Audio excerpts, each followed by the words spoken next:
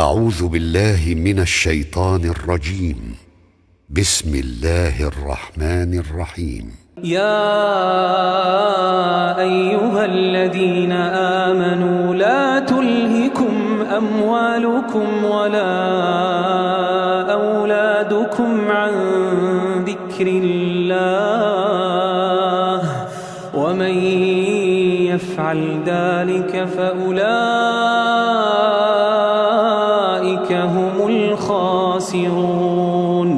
وأنفقوا مما رزقناكم من قبل أن يأتي أحدكم الموت فيقول رب لولا أخرتني إلى أجل قريب فأصدق وأكن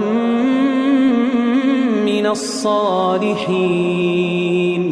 ولن يؤخر الله نفسا إذا جاء أجلها والله خبير بما تعملون.